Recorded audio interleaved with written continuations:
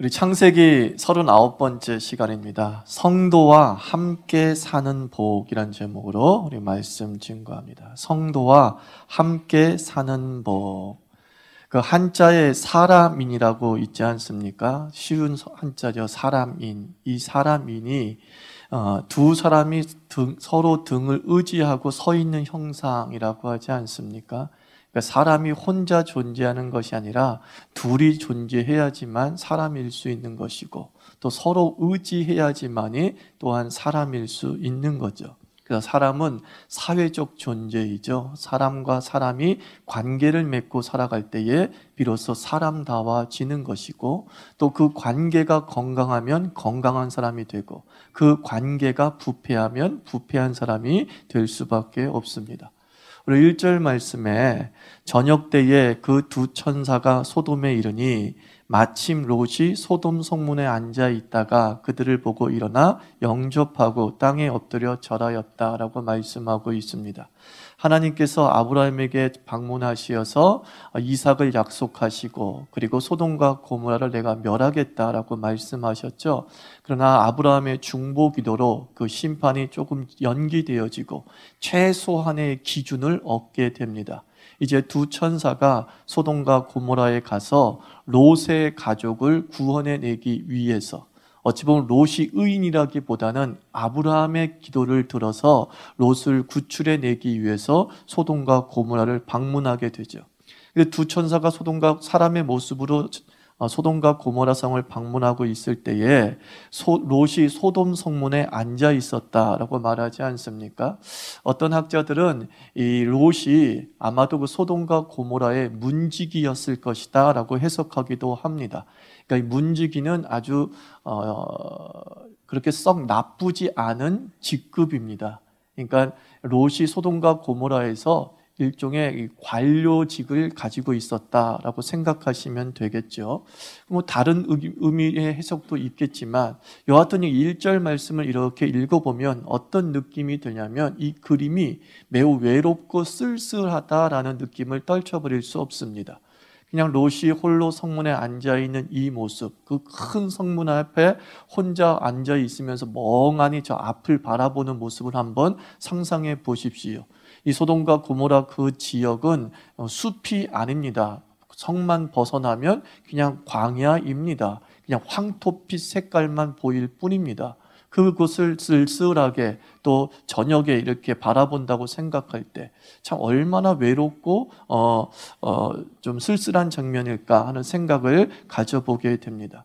소돔과 고모라는 물질의 풍요로움을 상징하는 도시입니다. 그곳은 애굽 땅과 같이 정말 물도 풍부하다고 하고 살만한 땅이었다라고 얘기를 하고 있습니다.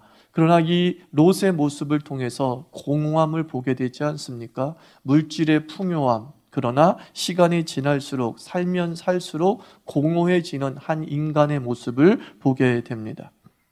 어제 응답하라 1988이 끝났습니다. 대단원의 막을 내렸습니다. 누가 해리의 남편이냐, 이것에 대한 관심이 높았습니다만, 저는 그 드라마를 재방송을 통해서 보면서 이웃의 재발견이죠. 이웃의 재발견. 어울리는 삶이 얼마나 행복한가라는 것을 그 응답하라 1988을 통해서 읽게 되었습니다. 그 어울리는 삶의 행복은 쌍문동이라고 하는 특수한 지역이 주는 은총이었다라는 그런 생각을 가져보게 됩니다. 이 쌍문동이라는 지역을 보니까 골목을 사이로 문을 마주보고 있습니다. 그렇게 썩 담이 높지 않습니다. 그리고 비슷한 또래의 자녀를 키우고 있습니다. 문만 열면 나가서 서로 마주할 수 있는 공간이 그들에게 존재하고 있습니다. 우리도 다 이웃이 있습니다만은 지역이라고 하는 그 특성과 공간 구조에 따라서 우리가 그 이웃과 함께 어울릴 수 있느냐, 함께 어울리지 못하느냐가 결정이 되지 않습니까? 우리는 쌍문동에 살아도 만약에 그 쌍문동이라는 지역이 아파트의 구조라고 한다면, 지금처럼 엘리베이터 하나에 단 2개의 집만 존재하는 그런 형식의 아파트라고 한다면 이 이웃과의 관계가 제대로 형성되지 못하겠죠. 그 지역의 구조가 주는 은총이 있습니다. 하나님께서 이스라엘 백성에게 너희는 1년에 3번 성전에 올라오라 라고 말씀했습니다. 그러니까 이스라엘 백성은 각자 먼 거리에 흩어져 살다가도 초막절이 되거나 6월절이 되면 반드시 예루살렘 성전이 있는 곳에, 성막이 있는 곳에 올라와서 함께 어울려야 합니다. 하나님께서 이렇게 1년에 3번 정도는 함께 모여라 라고 하신 것은 사실 12지파의 결속을 위한 하나님의 배려입니다. 흩어져 살다 보면 형제도 뭐가 돼요? 이웃만 못하게 되지 않습니까? 같은 배에서 태어난 형제 자매도 옆집에서는 이웃만 못하게 되는 것이죠. 그러므로 자주 보면서 형제 애를 돈독히 하라라는 것입니다. 어울리면서 살라라고 말씀하고 있는 것이죠. 그래서 이들이 1년에 3번 이렇게 하늘 성전에 올라오고 있는 동안만큼은 그래도 그들은 우리는 한 핏줄이야, 우리는 야곱의 후손이야 라고 하는 정체성을 잃지 않았다는 것이죠. 그런데 이스라엘과 남방 유다로 분리되어지면서 이 북방 이스라엘의 초대왕이 됐던 여로보암이 펼쳤던 정책 중에 하나가 뭐냐면 베델과 단이라고 하는 북쪽과 남쪽에 송아지를 세우게 되죠. 그래서 너희들은 구태여 예루살렘으로 가지 마라. 이 베델과 단에 이렇게 성소가 하나 있으니까 그곳에서 모여서 서로 예배를 드리면서 서로 교제를 나누라 라는 것이죠. 때마침 귀찮았던 때에 1년에 3번 항상 모여야 된다는 게 좀 귀찮았던 사람들 있지 않겠습니까? 귀찮았던 때에 잘 됐다라고 하면서 그들은 점점 예루살렘 성전과 멀어지게 되죠. 그러면서 서로 만나지 않게 됩니다. 그리고 신앙이 떨어지고 형제가 멀어지는 일이 벌어지면서 서로 골육상잔의 그런 전쟁도 벌이는 비극을 보게 됩니다. 왕래가 없으면 멀어지게 되는 것이죠. 우리도 남과 북이 대치 상태에 있습니다. 근데 우리는 바로 지척에 우리의 형제의 민족이 있음에도 불구하고 점점 극악하게 달려가는 이유가 뭐냐면 우리는 왕래를 못하는 거예요. 유전선이 딱 막혀서 서로 왕래가 없으니까, 서로 왕래가 없다 보니 민족 정체성도 사라지게 되고 대립되게 되는 모습을 보게 됩니다. 서로 오고 간다는 게 얼마나 중요한 것인지요. 쉽게 오고 간다는 것이 얼마나 중요한 것인지요. 우리 모든 사람들은 사는 곳에 영향을 받게 됩니다.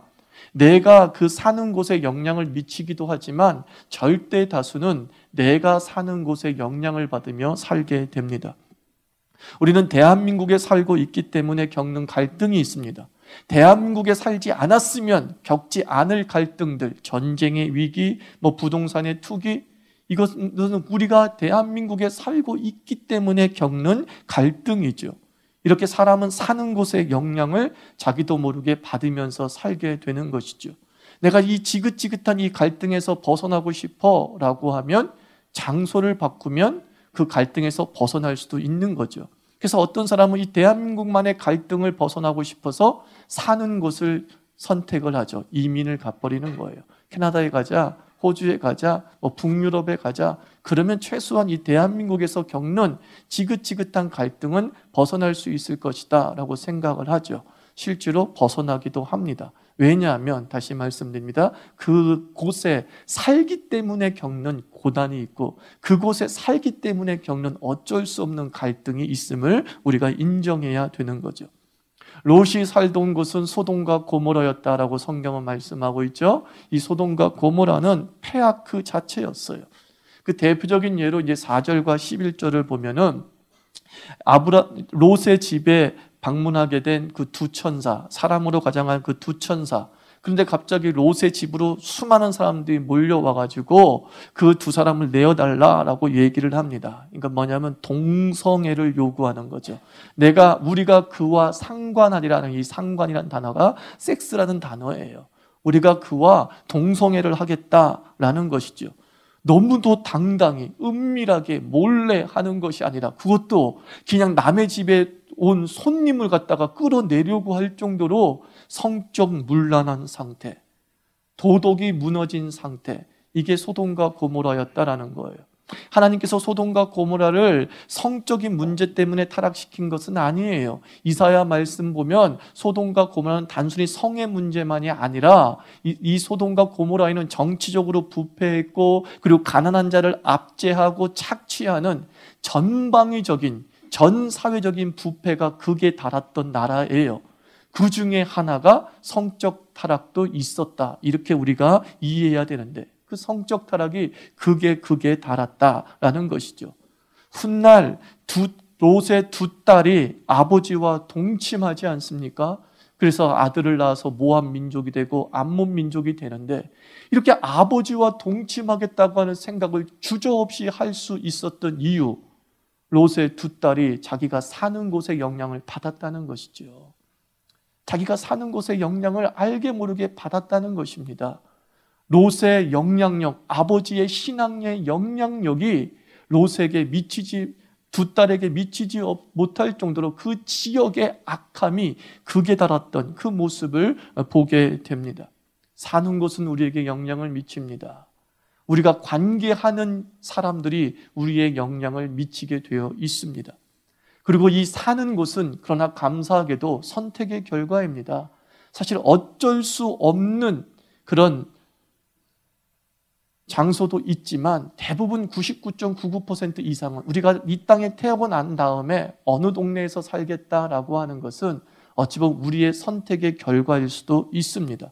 선택으로 승리하고 선택으로 실패한 인물이 있습니다. 그가 바로 롯이고, 또 비슷한 이름인 룻이 있습니다.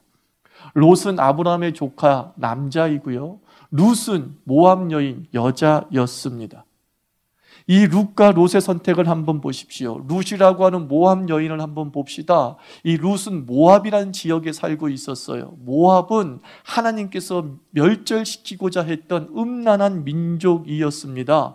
근데 그 룻이 신앙의 어머니 나오미를 만나게 되지 않습니까? 그 나오미를 만나서 이제 다시 나오미가 자기의 고향 하나님의 땅 가나안으로 돌아가려고 했을 때에 자기의 며느리인 룻에게 얘기합니다. 룻아, 나는 아무것도 가진 게 없어. 너 지금 베들레헴으로 돌아가 봤자 너는 거지 생활할 수밖에 없어. 그러니까 나를 버리고 너는 모압에 머물러 라고 얘기합니다. 그때 룻이 무슨 선택을 합니까? 엄마 그러지 마세요.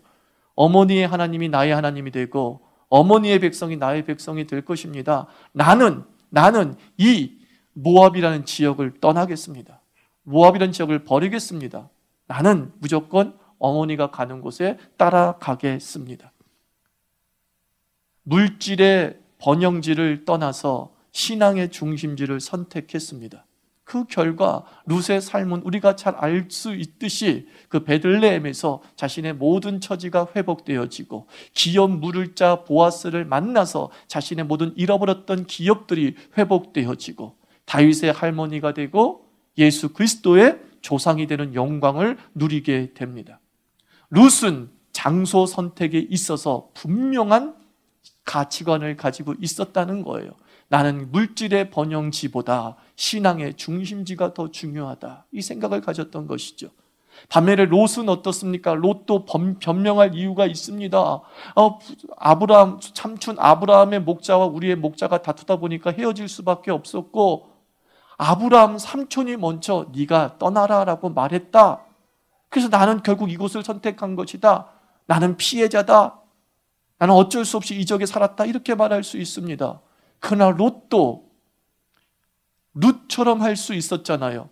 룻도 엄마가 뭐라고 했어요? 시어머니가 나를 떠나라 라고 얘기했지만 떠나지 않았어요. 그 롯도 끝까지 아브라함을 붙잡고, 삼촌 무슨 말씀이세요? 저 갈대아 우르에서 떠날 때까지 내가 삼촌 믿고 왔는데 날 떠나라고요? 나 못 떠나요. 삼촌만 붙잡고 있을래요 라고 했으면 되는 거예요. 그러나 그는 자기의 눈에 보기에 좋은 소돔과 고모라를 선택하고 말았습니다. 그의 선택으로 인해서 그의 인생이 달라지게 된 것이죠. 이사를 하든 무엇을 하든지 간에 우리는 어떤 가치와 기준을 가지고 그 장소를 선택합니까? 매우 중요한 것입니다. 단순히 살기 위해서 나는 그 집을 선택했다라고 하는 것은 우리가 주님의 백성다운 선택이 아니에요. 우리의 모든 장소 선택에는 의미가 있어야 돼요. 우리의 모든 장소 선택에는 내 신앙의 가치가 반영되어져야지만이 그곳이 복된 곳이 되는 것이죠. 단순하게 그냥 교통 좋은 곳이라서 가요? 단순하게 거기에 좋은 학교가 있어서 가요? 그것이 롯의 선택이었다는 것이에요. 우리는 언제나 물질의 중심지로 들어가려고 하는 것이죠.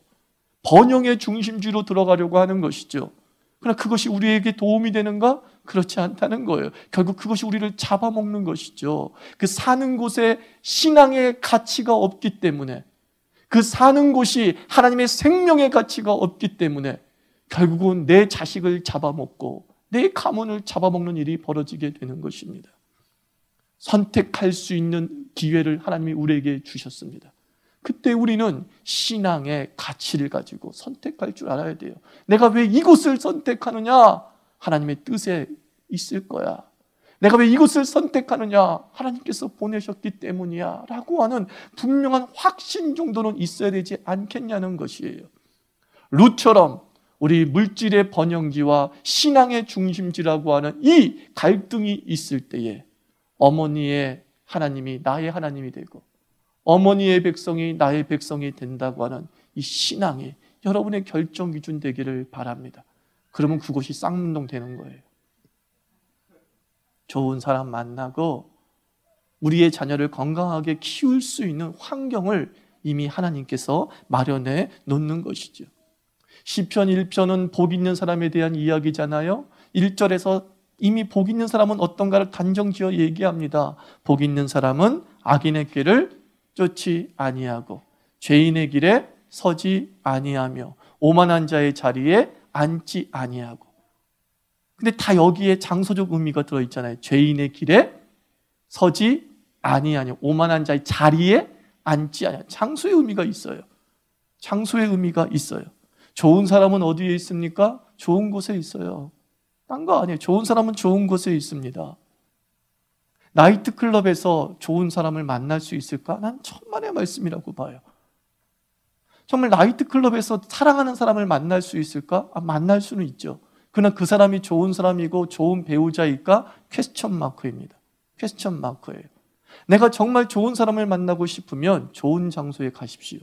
그것에 좋은 사람이 있습니다. 내가 정말로 건강한 사람을 만나고 있으면 장소를 보세요. 그곳이 건강한 곳인가? 그곳에 바로 좋은 사람이 있게 되는 거예요. 장소와 인격은 불가분의 관계입니다. 거꾸로 얘기해서 좋은 인격을 가진 사람이 나쁜 장소에 가는 경우는 없어요. 의인이 죄인의 자리에 가는 경우는 없어요. 그래서 장소와 인격은 불가분의 관계를 가지고 있는 거예요. 내가 좋은 사람을 만나고 싶어요. 청년들 그러지 않습니까? 내가 진짜 믿음의 사람을 만나고 싶어요. 그럼 대체 믿음의 사람은 어디에 있어요? 그거 생각해 보시면 되는 거예요. 믿음의 사람은 어디에 있어요? 부킹의 장소에 있을까요? 그 천만의 말씀. 저는 나이트클럽 가는 거 반대하지 않습니다. 춤추는 거 반대하지 않습니다. 마음껏 즐겨요. 놀러 가세요. 춤추는 건 괜찮아요. 그러고서 만나지는 마세요. 왜냐하면 내가 나를 알잖아요. 내가 그 춤추는 걸 좋아하고 막 어떻게 보면 이렇게 좀 광적인 상태를 되는 것을 좋아하는 나를 갖다가 좋게 보는 사람은 별로 없거든요. 자기도 이거 뭔가 바람직하지 않은 건 알아. 자기가 자기를 더 잘 알잖아요. 그러므로 우리 한 사람 한 사람들이 이 장소 선택이 얼마나 중요한가를 알아야 되는 거예요. 그래서 20세기 선지자라고 하는 A.W. 토조 목사님이 뭐라고 그랬어요? 그 사람이 아무 곳이나 갈 수 있는 자유가 있을 때 그 사람이 가는 곳이 인격이다 그랬어요. 아무 곳이나 갈 수 있는 자유가 있어. 그래서 저 사람의 인격이 어떤가를 확인하고 싶어. 근데 그가 어느 장소에 갔대요. 그 장소를 보고 A.W. 토저 목사님은 그 정도의 인격이구나 안다는 것이죠. 이렇게 장소와 인격은 불가분의 관계를 가지고 있어요. 장소와 신앙은 불가분의 관계를 가지고 있어요. 장소와 이 인격의 상관관계, 장소는 인격 형성에 영향을 미치고 인격은 또한 장소의 문화를 결정하기도 하는 것입니다. 그럼 광고학의 기초가 이거잖아요. 강한 정신이 약한 정신을 지배한다라는 거예요. 그러니까 광고하는 것의 전제가 뭔지 아십니까? 소비자를 약한 자로 보고 전제하는 거예요. 얘네들은 충분히 우리가 농락할 수 있다는 전제하에서 광고가 만들어지는 것입니다. 강한 정신이 약한 정신을 지배한다. 우리는 강한 정신일까요? 저는 항상 우리 자신들이 솔직하게 바라볼 필요가 있어요. 우린 참 약해요. 우린 정신이 약해요. 쉽게 부하내동하는 존재 아닙니까? 휘둘리는 존재가 우리란 말입니다. 나는 어디 갔는지 버틸 수 있고 이길 수 있어? 아니, 그렇지 않아요. 정말 그럴 사람 드물어요.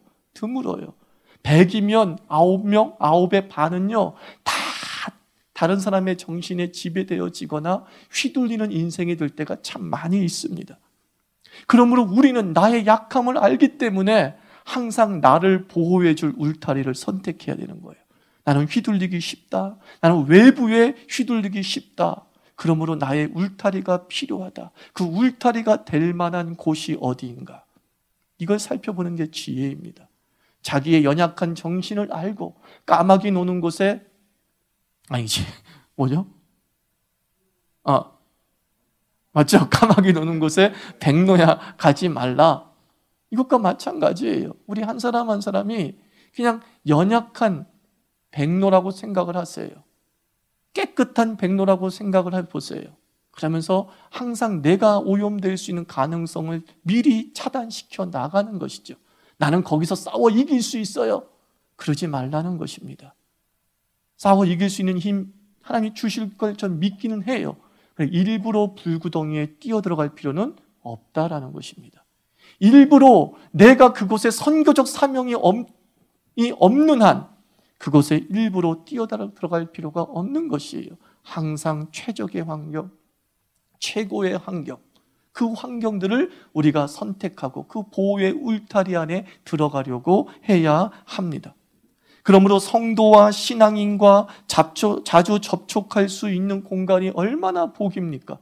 쉽게 그 성도를 만날 수 있고 쉽게 쌍문동 그 이웃들처럼 그 좋은 선영이 엄마니 뭐니 이런 사람들을 만나는 게 얼마나 복입니까? 문만 열면 신앙인을 만날 수 있고 문만 열면 좋은 사람을 만날 수 있는 곳, 그게 얼마나 복입니까? 문만 열면 나와 같은 가치를 나눌 수 있고 나를 격려해 줄 수 있는 사람이 있다는 것 얼마나 행복합니까? 어느 교회 근처에 사는 남자 집사님의 고백이라고 합니다. 이분이 담배를 끊게 된 이유 중에 하나가 이거라는 거예요. 담배 핀다고 해서 천국 못 가는 거 아닙니다.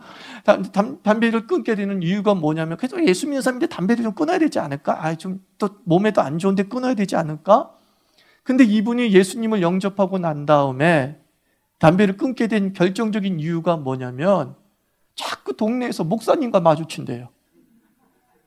교회가 그 근처니까. 그리고 장로님도 마주치고. 도저히 밖에 나와서 안에서는 담배 피면은 아내가 뭐라 그러니까 밖에서 피는데 밖에서 피자니 두려운 거예요. 누가 날 보고 있을까봐. 그 교회 교인이 날 보고 있을까봐. 그리고 이 목사가 아주 빨빨거리고 돌아다니니까 그 목사가 보고 있을까봐. 그래서 에이씨 더러워서 안 핀다면서 동네에서만큼 담배 안 핀다. 집에 들어와서만큼 담배 안 핀다라고 결심을 했다는 거죠. 그러다가 이제 담배를 최소한 6시간 이상은 안 피게 되니까 이제 담배를 점점 끊어지게 됐다. 이런 좋은 얘기입니다. 동네가 주는 복이라는 거죠. 장소가 주는 복. 내가 장소에서 누구를 많이 만나느냐에 따라 그것이 나의 삶에 어떤 영향을 미치냐에 대한 그냥 우스갯적인 예화다라고 생각을 합니다. 사랑하는 성도 여러분, 하나님의 성전에 거함이 나의 궁전에서 거하는 첫날보다 낫다라고 다윗은 고백을 했습니다. 여러분의 장소에 누가 있습니까? 여러분이 사는 곳은 누구와 자주 접촉하는 곳입니까? 먼저 우리 하나님이 여러분의 장소에 이미 임재한 줄 믿습니다. 그리고 시편 124편의 말씀처럼 성도가 연합하여 동거함이 어찌 그리 복된지요. 쌍문동 이웃 주민들이 여러분의 삶에 충만하기를 축원합니다. 그런데 그것은 우리의 선택의 결과라는 거예요. 그냥 하늘에서 뚝 떨어지니까 좋은 동네가 아니었다라는 것이죠. 내가 그곳을 선택하는 거예요. 신앙의 가치를 가지고 물질과 세상의 가치로 내 사는 곳을 선정하는 것이 아니라 물질의 가치를 버리고 신앙의 가치로 내가 좀 더 주께 가까이 나가고 내가 좀 더 많은 좋은 사람과 만날 수 있는 곳이 어디일까? 건강한 사람과 자주 접촉하면서 이야기를 나눌 수 있는 것이 어디일까? 똑같은 가치를 가지고서 아이의 양육에 고민하면서 나눌 수 있는 그런 곳은 어디일까? 그것이 우리의 미래를 결정하게 되는 겁니다. 성문 앞에 쓸쓸히 앉아있는 롯이 되지 않기를 바랍니다. 함께 누리고 나눌 수 있는 그 건강함이 있는 곳, 그것이 복이죠. 그러므로 우리 자유교회 교인들, 이 성도와 함께 산다는 게 얼마나 복입니까? 최소 일주일에 한 번은 함께 모여서 예배드리고 있다는 것이 얼마나 복입니까? 이 복을 빼앗기지 않기를 바랍니다. 마귀는 어떻게든 우리 이 복을 빼앗기기 위해서 여러 보암의 짓을 할 거라고요. 굳이 거기 가지 않아도. 아시겠습니까? 베델에 있잖아, 단에 있잖아, 굳이 거기 가지 않아도 라고 하면서 우리로 하여금 예루살렘을 향한 그 장소의 선택의 의지를 유혹하는 자들이 있을 거라는 거예요. 그때 우리는 단호하게 끊어버리고 예루살렘으로 귀찮더라도 발길을 옮기시기 바랍니다. 성전에서 하나님을 만나고 성도를 만나는 그 복 누리기를 주의 이름으로 축원합니다. 기도합시다. 하나님, 우리 교회를 주신 것 감사합니다. 우리 교회 안에서 이 좋은 장소에서 하나님을 예배하게 해주심 감사합니다. 그리고 내가 사는 곳이 하나님이 주신 복된 장소인 줄 믿습니다. 혹이라도 내가 세상의 가치로 선택한 것이 있다면 용서하여 주시옵시고, 롯처럼 이렇게 외롭게 앉아있는 자 되지 않게 해주시고, 우리의 가정이 롯의 가족처럼 그 장소의 어두운 문화에 물들지 않도록 좀 붙잡아 주시옵소서. 선한 영향력이 있고 성소의 중심으로 돌진하는 인생 되게 하여 주시옵소서. 함께 기도하겠습니다.